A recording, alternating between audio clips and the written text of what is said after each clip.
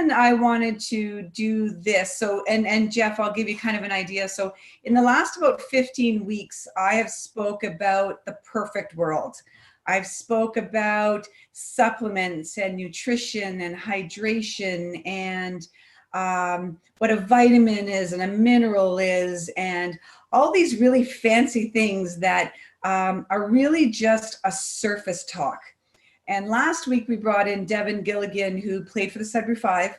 And I had him kind of take some of the pregame meal, and I asked him questions about what's your best hydration method and all these kinds of things. And Devin was really good at kind of putting it all in a bow and saying, this is what I do as a professional athlete. But what I do as an athletic therapist is I make contact with my athletes. And with COVID, what I haven't been able to do with all of you guys through the NLBA is see you. So I see me, I get to see Jeff, or I get to see Kyle, but I don't get to see you guys. And the one thing that we're trained on is what are called physical cues. So I'll know when an athlete has a bad day. I know when a patient is having a bad day. I'll know when they're afraid of something, or their anxiety is high, or there's some food insecurities.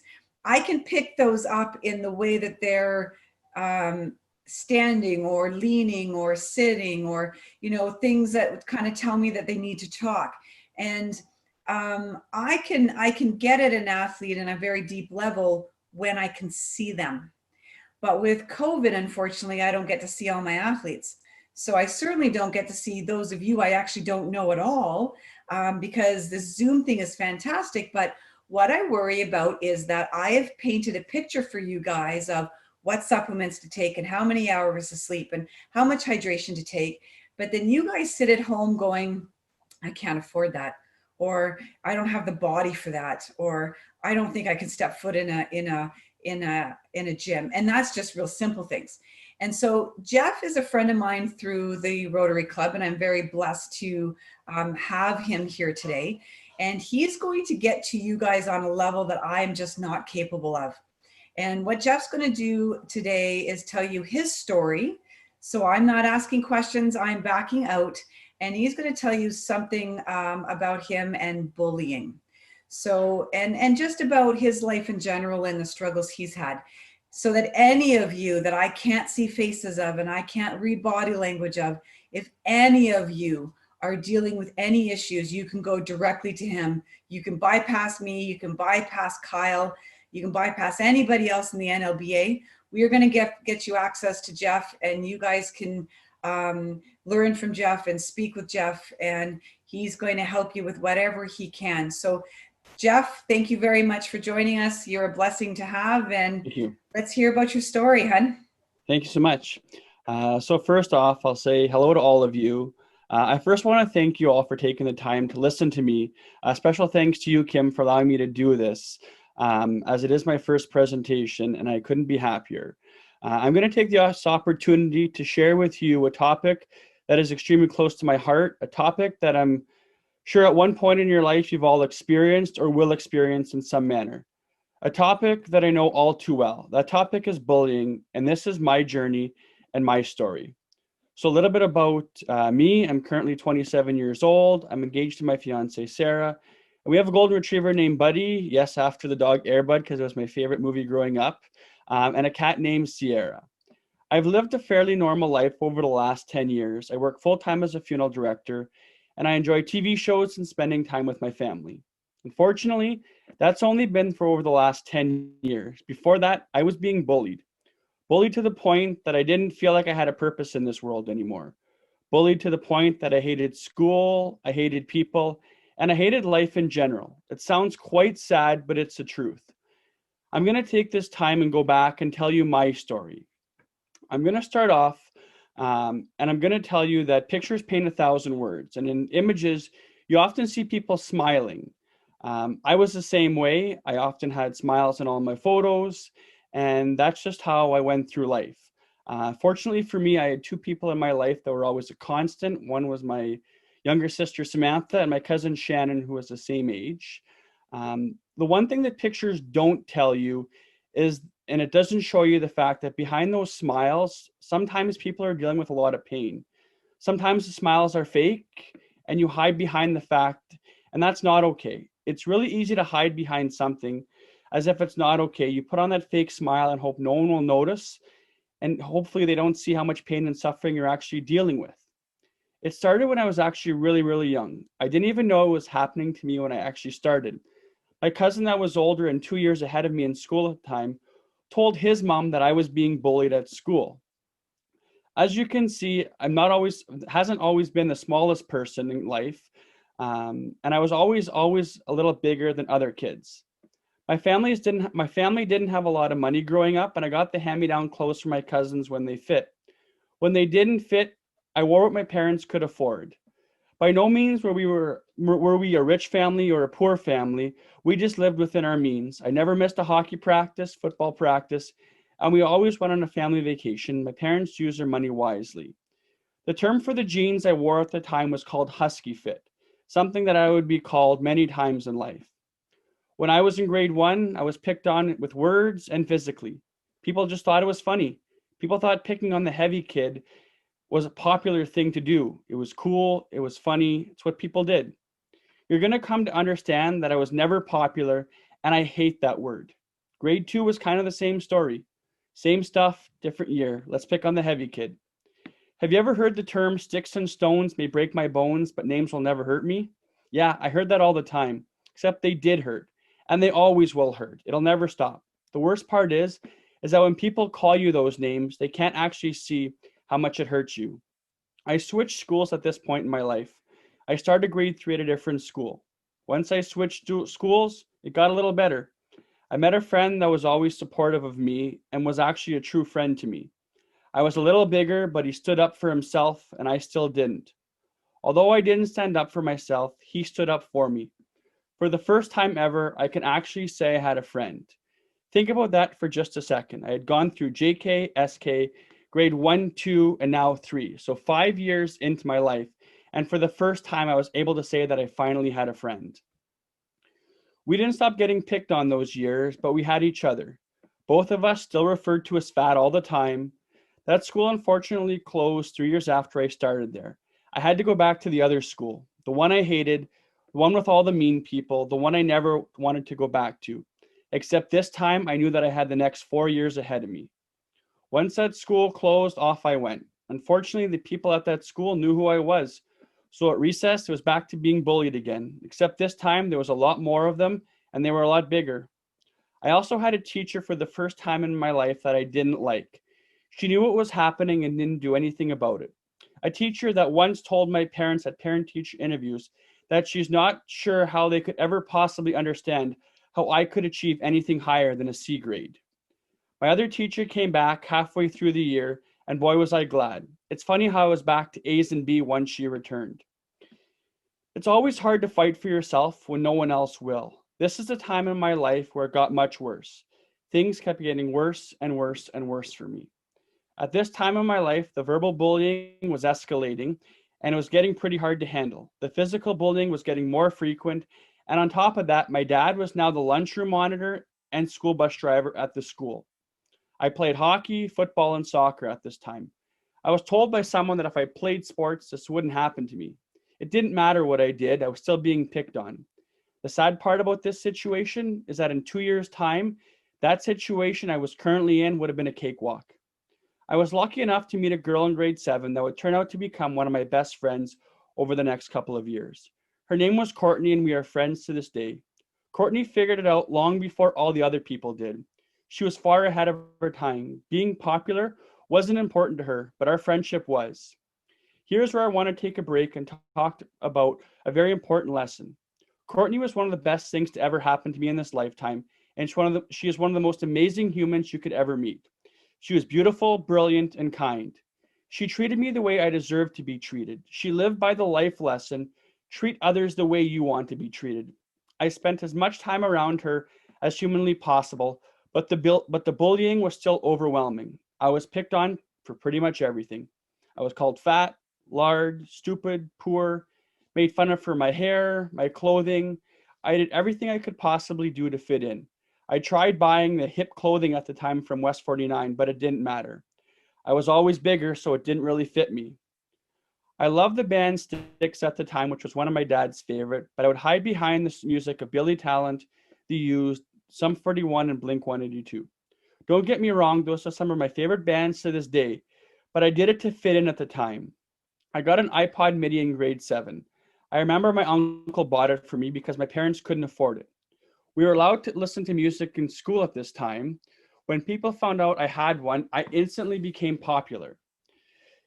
People would borrow it, and for an instant, I would think, hey, maybe I'm going to become popular. Maybe I'll finally be able to have some friends. Maybe I won't be picked on. The first time I said no to someone, well, that was a different story. Then I was being back to being called a piece of crap. I was being made fun of because of my dad. They would take things out on me. Why would you complain to a person of authority when you can take it out on the son? Easy answer, because it was easy. I was an easy target. I took the abuse for two people. When people start calling you fat all the time, you start believing what they say. You start calling yourself fat and referring to yourself as that. I can safely say that grades 7 and 8 were pure hell for me. I was pushed in the halls into lockers and pushed downstairs. At recess, when I would go out for a break, people thought it was funny for someone to start talking to me and pretending to be my friend. Then someone would kneel behind me and kneel over. They'd push me so that I fell, smacked my head or back on the ground. They would go around Charlie horsing my leg to the point I had bruises and limped away. As I limped away many times, I cried. It hurt. Then there was another thing from being picked on. There's a boy that's crying. One person even thought it would be funny to push me through a window. The glass cracked, my head was pounding, and I just kept my head down and moved on. I didn't want to tattle on someone or be called a rat. That would just bring more attention to me and more punishment. I decided to not tell anyone. I went on a field trip in grade 7 to Horseshoe Valley to go skiing. This trip is the only positive memory I have from back then. Not because it was fun, but because of who I was able to see on that trip and who I was able to share it with. We left Sudbury early in the morning, and I sat on the bus all by myself with my earphones in. We all got down there and spent the majority of the time with Courtney, as I was the only friend I had at the time. We got fitted for our skis, and off we went to the bunny hill. I would have been completely by myself for the majority of that trip if it wasn't for her, my aunt, and my cousin. They lived in Barrie at the time and had moved away from Sudbury. They knew I was coming down, and I used a payphone at the time to call them to say I had arrived. My aunt pulled my cousin out of school, and they spent the entire day skiing with me. At night, I spent it skiing with Courtney. I'm not sure what I would have done if I didn't have her in my life. She's really one of those friends that I could never give up on and never gave up on me. I truly cherish every single thing we had together. I remember on that trip, we went in for lunch to get something to eat. I had some classmates that were sitting behind us and they were talking. I remember my aunt snapped at them to leave me alone, and I sat there for the entire meal with my chin pressed to my chest, head looking at the floor. I didn't look up at all. I was too embarrassed to even look anyone in the eye. I got back to school the next night, and first thing the next morning, I was called down to the office. My aunt had called the school from Barrie to tell them what was going on. She always stood up for me and was there for me no matter what. There was no place in her heart or her house for teasing or bullying of any kind. I was called down to the office, and the principal talked with me, and I didn't say a word about it. I just quietly sat there and once again had my chin pressed up against my chest with my head down looking at the floor. When she finally called the people into the office that were saying things, I denied it all. I didn't want to be that rat again.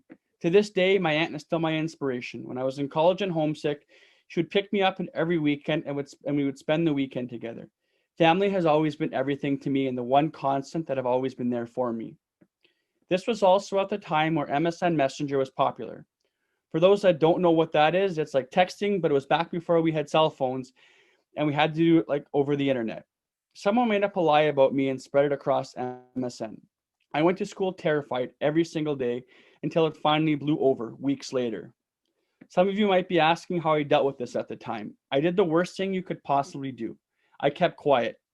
I decided that if I didn't say anything, that maybe it would just go away. That was the one biggest mistake I've ever made. I will say it many times over the next little bit, but stand up for yourself. If you don't, no one will. Stand up and say something. Don't let them bring you down or get you. Don't let them tear you apart. Talk to your parents, talk to your friends, talk to your teachers, your coaches, or your principal. Heck, reach out to me and I will talk for you. I know there is a no bullying policy in every single school. No one deserves to go through what I went through. No one deserves to feel like they're being picked apart day after day after day. I also want to touch on an important point as well. When I say stand up for yourself, I mean by doing something like going to a teacher, coach, parent, or principal. In grade 8, it got to the point where I had finally had enough and I snapped. Someone made a comment about me and I got physical. I started throwing textbooks at the person. I was later sent to the principal's office and suspended. Looking back, I know that this was the wrong thing to do. In the end, it just got me away from school for one day and had people dislike me even more. Physical violence is never the answer. To this day, I regret doing it and it still tears me up. I had many tools available to me at the time and I chose the wrong one. I went through so much pain and taking it out on someone else is never the answer. I said earlier that words hurt just as much as physical. I should have used my words at that time and spoken up. At the time, the hairstyle that was in was called the shag. It was an awful hairstyle where people had long hair. Everyone was doing it, so I did it as well. Lesson number 2 here. Be yourself. Don't do something because everyone else is doing it. Do something because you want to do it. Lead by example. Courtney recently reminded me that the reason she admired me was because I was never afraid to be myself. It wasn't the clothing I wore or the social status that I had. One of the things at the time that was being popular was the new cool toques from West 49. My parents didn't have a lot of money and they said for my birthday I could have anything I wanted, and that's what I chose. So for my birthday, that's what I received. I loved it. When I got to school that week, guess what I was made fun of for? That's right, my new hat. Here I was thinking I was going to maybe fit in or be popular because I had the cool hat at the time. I ended up wearing it on the bus and at home only. I only wore it at school. I didn't wear it at school anymore. Here was something I loved so much that I couldn't wear because all it did was get me bullied. I ended up hating that haircut as well, and I cut all my hair off. I cut it to exactly what I have now. I've had the exact same hairstyle since I was in grade 8, and I've never changed it. I'll talk on that a little bit later. It became winter time, and I finally had to make a decision. Was I going to be picked on for my hair or for my hat? Well, I thought maybe being warm was a little better. So in the morning, I would get to school, and for the first part of the day, I would be teased until we finally went in. For the following bit that year, I spent almost every single recess in the bathroom hiding. I figured it was easier to be alone in the bathroom than being made fun of. It's pretty bad when you have to choose between those two. When I was caught in the bathroom, it was easy to make excuses like, I'm not feeling well, my stomach hurts. Oh, I'm just changing. I spilled something on my shirt, I'm trying to get it out. The bathroom became a safe place for me. It was a place I could hide and be in a different world. A world where I wasn't being called names, teased, picked on, or put down. If there's no one around to pick on you, then it doesn't hurt, right? The answer to that question is wrong. No one should have to hide in a bathroom to not be picked on. The emotional and mental toll that takes on someone isn't right. Trust me, I was that kid. How many people hide this from their parents? I did. I did everything I could to hide it from my parents as best as I could. Why? Because I didn't want to be the loner. My parents knew what was happening and they did speak up for me. It killed them just as much as it hurt me. No one ever wants to see their child or friend in pain. I didn't want to be that kid with no friends. No one ever does. But that was me. I was a kid with no friends. I finally graduated from that school and I couldn't be happier to move on. I was going to Lockerbie Composite School for high school. I was finally going to get away from it all, or so I thought. There were still a number of people that moved schools and I was still so very scared. With being scared like that, it wasn't easy for me to make friends at first. Luckily, there Courtney was still with me by my side. I met some people in high school that were terrible people, but I also met some people that were quite amazing. I want to take this time to point something out to you, something you may not ever have thought of. Some of the teachers and coaches I had in high school are some of the best people I've ever met and we're friends to this day. Making the transition from student to friendship doesn't have to happen, but my teachers were absolutely amazing. They took the time and cared about me.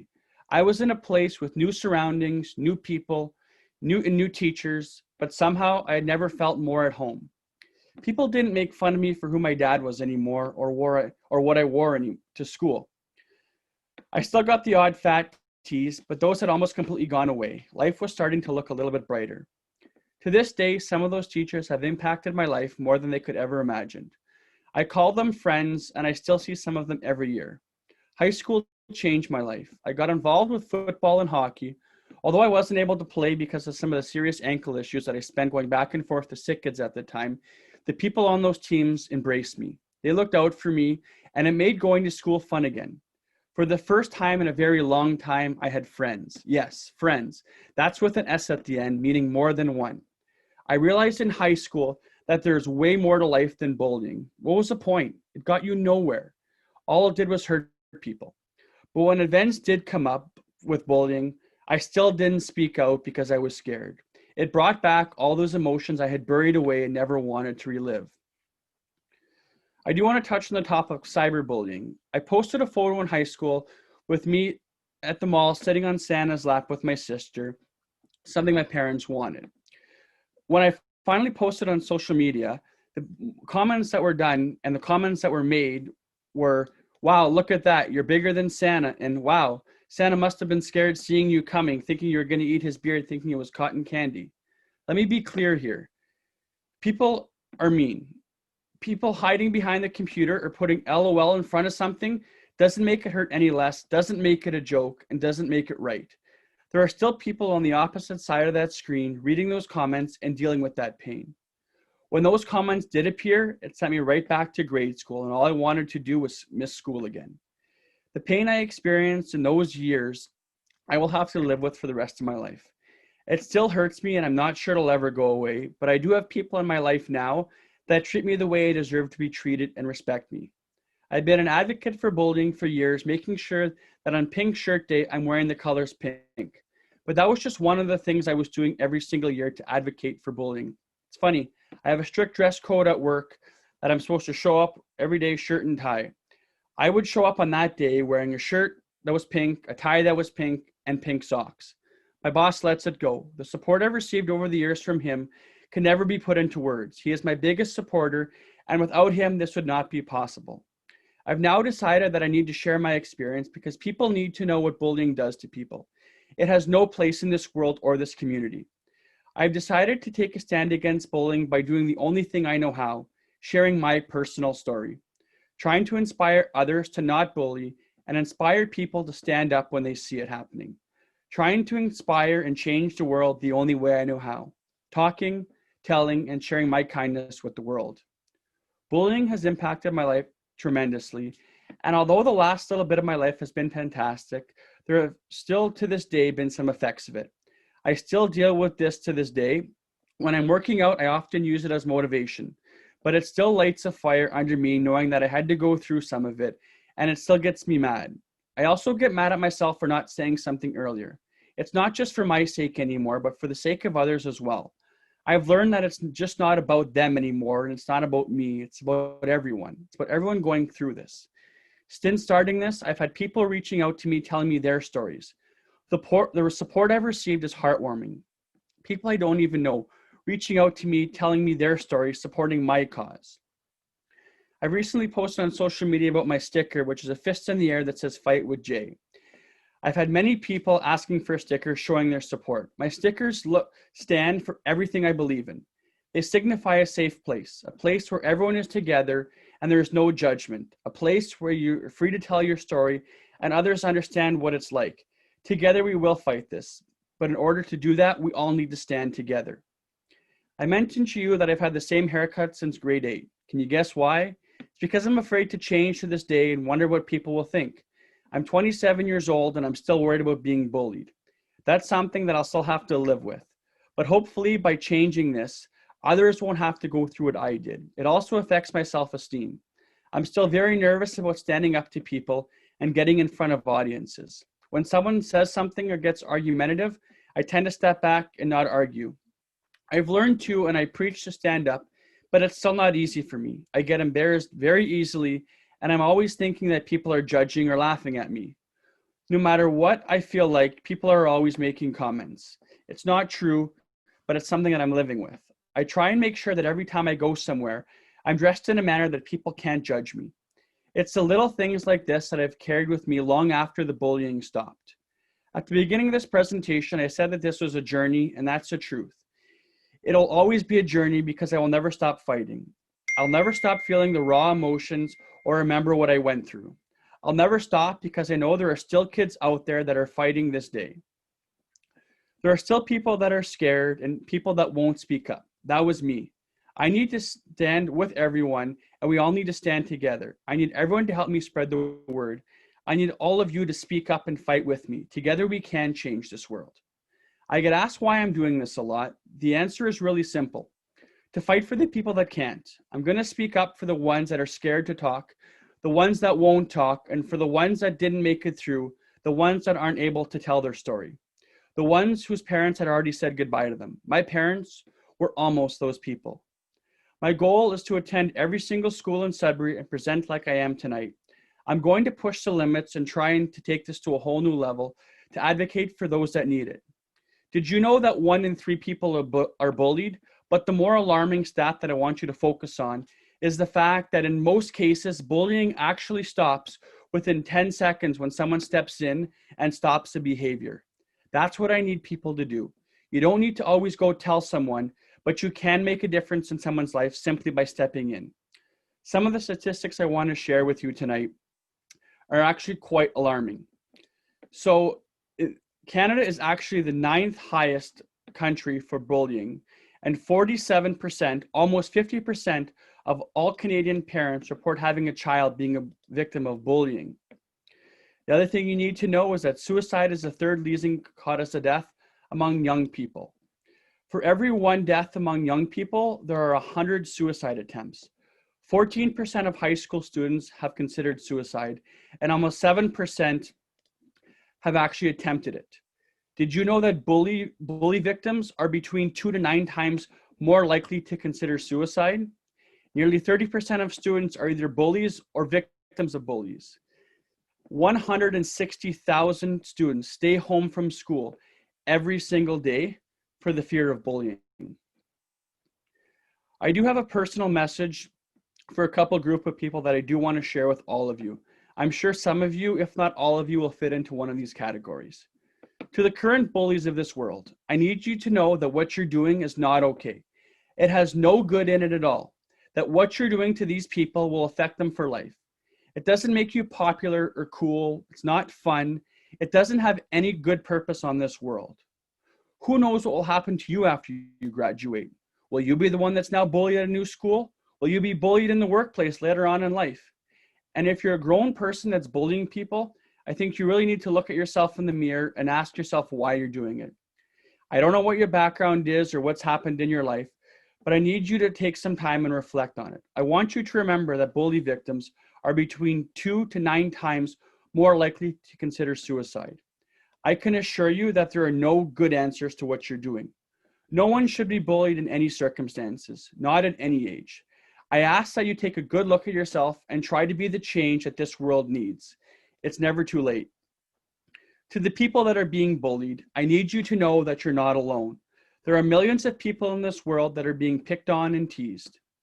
You are not the only one. I need you to know that the only way for it to change is for you to speak up. I know it's hard, but if you speak up now, you'll be the person that's changing the world. You'll be the person making this world a better place. I know this may seem hard right now, but it's the only way things are going to change.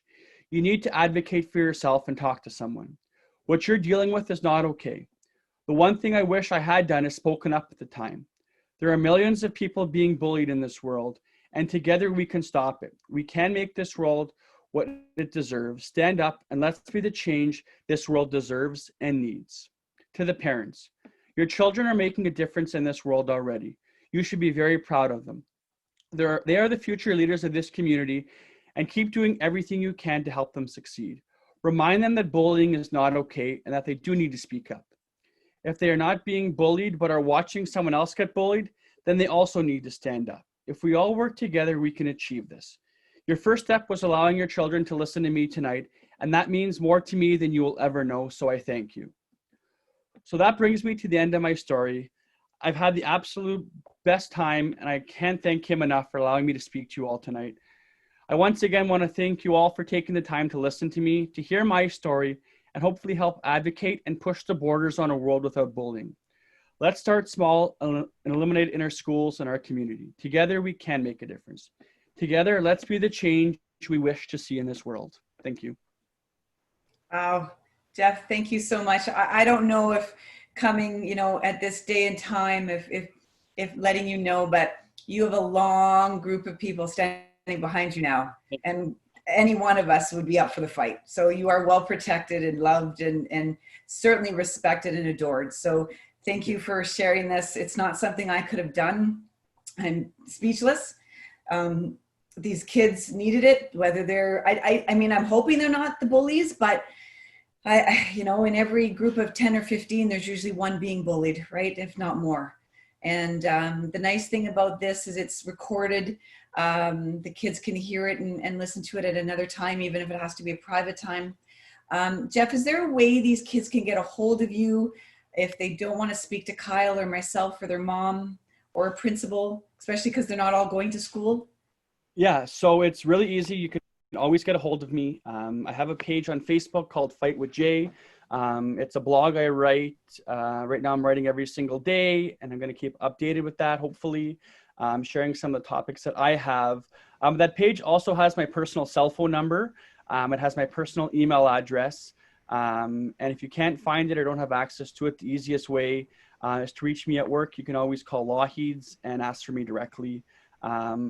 I'm always happy to reach out or be that an anonymous source for people to make those phone calls if they feel that they are scared and don't want to tell anyone. So guys, even if it's not you, but it's a friend, it's a family member, it's even could be as the new kid in the school. It doesn't even have to be somebody you know, but give them, write it down on a piece of paper and give the kid the number and say, contact them. And this isn't about being ashamed or embarrassed. It's about providing you with the quality of life that you guys deserve and not going through what Jeff has gone, you know, has had to go through. And so many kids have to go through that fear every single day. You should be able to go to school and enjoy having friends and not being this outcast and you know, afraid for what was going to happen to you that day. So Jeff, thank you so much. This is probably in the 15 weeks, like I said, that I've done these talks, by far the most important for me and for these kids. And God bless you. I can't thank you enough for sharing with us today. Thank you for having me. It means the world to me. So good luck with everything, and everybody else from the NLBA world. We will see you next week. Thanks, Jeff. Good night. Bye.